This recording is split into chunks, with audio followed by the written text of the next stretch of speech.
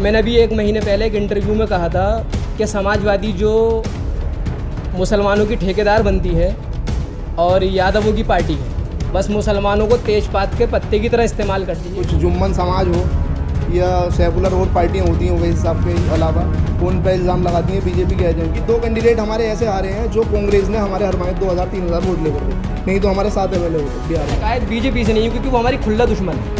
हमें शिकायत तो उस समाजवादी से है जिसकी खातिर आजम खान साहब ने अपनी ज़िंदगी वक्फ कर दी।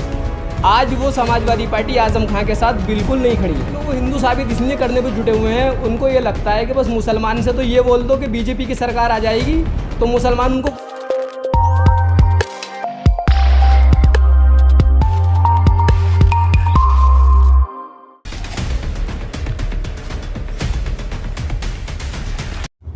अजीम भाई, सबसे पहले ये बताइए, आपके उत्तर प्रदेश में हो या पूरे हिंदुस्तान में हो, लगातार आवाज़ उठाई जा रही है, आप आवाज़ उठा रहे हैं AIMIM की, किस तरीके से देखते हैं आपकी वीडियो लगातार वायरल हो रही है? देखिए, मैं तो जो भी आवाज़ उठाता हूँ वो हक बात जो होती है मैं उसी की आवाज़ उठाता हूँ। अब जो मुझको सही लगता है मैं वो बात अपनी सोशल मीडिया पे रखता हूँ और आप लोगों के चैनल के माध्यम से आवाम के बीच में जाती है। अब वो आवाम की ज़िम्मेदारी उनको अच्छी लगती है, वो लाइक करते हैं और ज़्यादा से ज़्यादा वीडियो पर व्यूज़ भी मिल जाते हैं, मतलब अच्छी तरीके से सुनते हैं। अब बात रही कि ज़्यादा से ज़्यादा पूरे हिंदुस्तान में वायरल हो रही, तो मैं आपको एक बात बताना चाहूँगा। अभी 2 दिन पहले मेरे सदर बैरिस्टर असदुद्दीन ओवैसी साहब ने आज तक चैनल के ऊपर एक इंटरव्यू दिया जिसमें सारे दिग्गज आए हुए थे पूरी यूपी के, और बीजेपी से लेकर समाजवादी, अखिलेश यादव भी मौजूद थे, अलग अलग उनके इंटरव्यू हुए। तो मैंने अभी 1 महीने पहले एक इंटरव्यू में कहा था कि समाजवादी जो मुसलमानों की ठेकेदार बनती है और यादवों की पार्टी है, बस मुसलमानों को तेजपात के पत्ते की तरह इस्तेमाल करती है। जब उसकी हुकूमत बन जाती है तो वो तेजपात जैसे बिरयानी में से पत्ते निकाल कर फेंक दिया जाता है नहीं, तो वो मुसलमानों को नज़रअंदाज कर देती। जैसे कि उसने 2012 में सरकार बनाने के बाद मुसलमानों को नज़रअंदाज किया, 18% आरक्षण का वादा किया था, वो वादा वो बिल्कुल मुकर गए। 1% भी उन्होंने आरक्षण नहीं दिया। तब के समाजवादी को उस टाइम पूरी मुसलमानों ने वोट दिया था। असदुद्दीन ओवैसी साहब की पार्टी उत्तर प्रदेश में नहीं थी। मुसलमानों ने पूरा भरोसा जताया था समाजवादी पे, लेकिन उसने हमारे साथ दगा की और हम युवा जो बेरोज़गार की कगार पर आज उत्तर प्रदेश के अंदर टहल रहे हैं, जो नौकरी नहीं मिल पा रही किसी को भी, मुझे देखने को मिलता है। मेरे साथ के कई फ्रेंड्स यहाँ से बाहर जाकर नौकरी की तलाश में हैं, दिल्ली के अंदर और जगहों पर बहुत दिक्कत से वो नौकरी कर पा रहे हैं। जो उनको नौकरी उत्तर प्रदेश सरकार की तरफ से 2012 में सरकार बनने के बाद मिलनी चाहिए थी, वो नहीं मिली। अब इंशाल्लाह हम चाह रहे हैं कि बदलाव हो उत्तर प्रदेश के अंदर। मेहरान साहब, आप क्या कहना चाहेंगे? आपकी भी जो है वीडियो बहुत ज़्यादा देखी जा रही है। वीडियो का तो यही है, आप सभी का, आपके चैनल का आपका बहुत शुक्रिया है। जो हम ओवैसी साहब के लिए जो है, जो हक ओवैसी साहब के हम साथ जो हैं वो हक आवाज़ बुलंद करने के लिए हैं।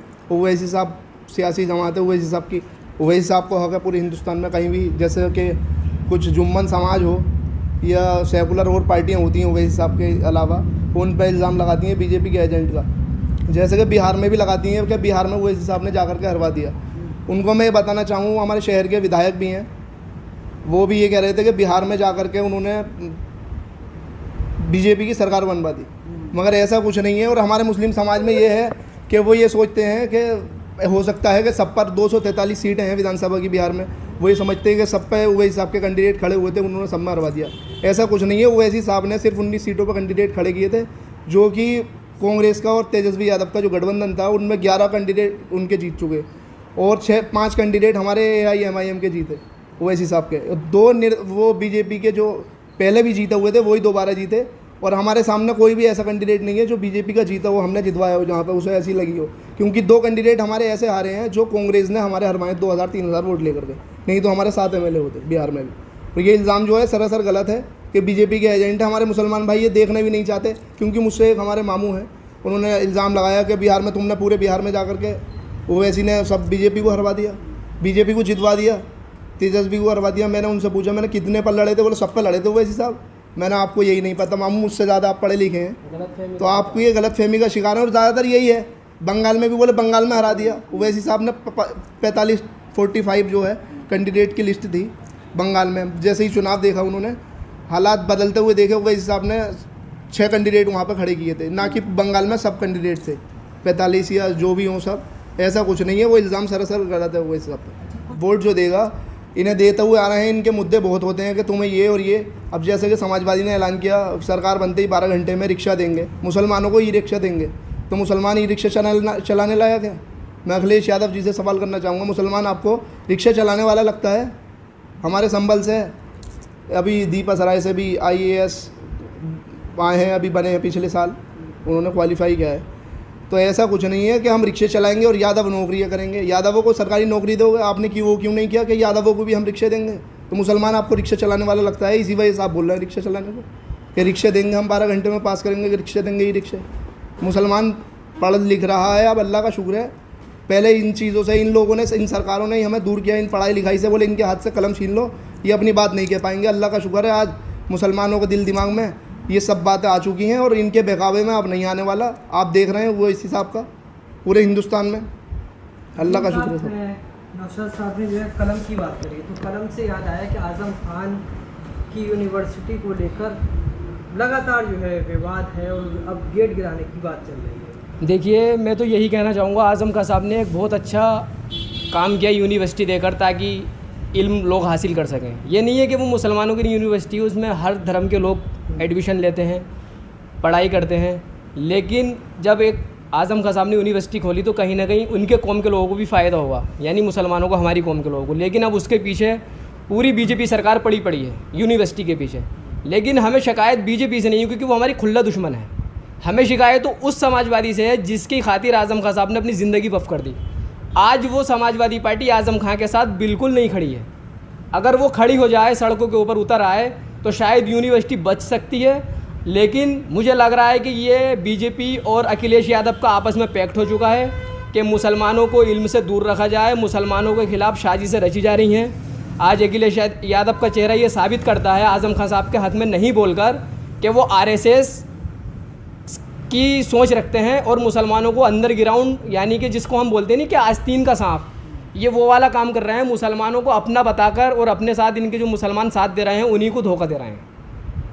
अखिलेश यादव अपने आप को हिंदू साबित करने पर जुटे हैं। असल में वो हिंदू साबित इसलिए करने पर जुटे हुए हैं, उनको ये लगता है कि बस मुसलमान से तो ये बोल दो कि बीजेपी की सरकार आ जाएगी तो मुसलमान उनको वोट दे देता है। वो बीजेपी के नाम से डराते हैं। तो मैं उनसे कहना चाहूँगा अखिलेश यादव से कि अखिलेश यादव, मुसलमान सिर्फ अल्लाह से डरता है और मुसलमानों ने ठेका नहीं लिया है कि बीजेपी आ जाएगी और फला आ जाएगी। अब किसकी सरकार है उत्तर प्रदेश में? मैं तो ये कहना चाहूँगा कि 30 राज्य हैं टोटल, या 29 जो भी हैं, एक आध कम या ज़्यादा, तो 20 या 18 राज्यों में बीजेपी की सरकार है। इससे ज़्यादा आ जाएगी क्या? अब बताइए, मुसलमानों को बीजेपी के नाम से डराते हैं और मुद्दों में, नौकरियों के अंदर खाली रिक्शा देने की बात करते हैं। कोई संभल के अंदर डिग्री कॉलेज नहीं दिया उन्होंने आज तक, बताइए आप। कोई हॉस्पिटल से नहीं है, संभल के अंदर रोडवेज भी नहीं है अपना। यानी कि संभल के वोट से उत्तर प्रदेश के अंदर सरकार बन सकती है, उत्तर प्रदेश के मुस्लिम वोट से, लेकिन संभल का रोडवेज नहीं बनता। सेफई के अंदर एयरपोर्ट ज़रूर बन जाता है उनकी हुकूमत के अंदर, और संभल का रोडवेज नहीं बनता। अच्छा अजीम साहब, आप सोशल मीडिया पर वायरल हो रहे हैं, तो वहाँ से एक सवाल बनता है कि कुछ लोग ये आरोप लगाते हैं कि AIMIM समर्थक ट्रोलर हैं, मगर आप तो बहुत अच्छी बात रख रहे हैं। जो आपको ट्रोलर कहते हैं उनके बारे में क्या कहना चाहिए? वो उनकी सोच है। अब हर इंसान की अपनी अपनी सोच अलग होती है। उनके ताल्लुक़ से बस मैं इतना ही कहना चाहूँगा, मेरे भाई, अल्लाह ताला ने अक़ल दी है हर इंसान को, जो जिस मज़हब का है उसको दिमाग दिया है, वो सोचे अपने स्तर से और अच्छे बुरे में फ़र्क जाने। जो ये लोग इल्ज़ाम भी लगाते हैं कुछ लोग को, ओवैसी साहब बीजेपी के एजेंट हैं और उनके आने से मुस्लिम वोट कट जाएगा। मेरे भाई, ओवैसी साहब जिस राज्य से आते हैं वहाँ आज तक बीजेपी की सरकार नहीं बनी, और अभी जो इलेक्शन हुआ था 2018 के अंदर असेंबली का, हैदराबाद यानी तेलंगाना राज्य में, तो बीजेपी का कुल 1 MLA जीता, जिसमें 10 जलसे नरेंद्र मोदी ने करे, अमित शाह ने करे, योगी ने करे, लेकिन 1 MLA जिताने में वो कामयाब होते हैं। वहाँ पर सरकार TRS की बनती है। ओवैसी साहब जिसके हक़ में वोट देने की अपील किए थे कि सेकुलर पार्टी की सरकार बननी चाहिए, जो उनके समर्थन से थी। आप बताइए अब वहाँ पर बीजेपी की सरकार क्यों नहीं बनती?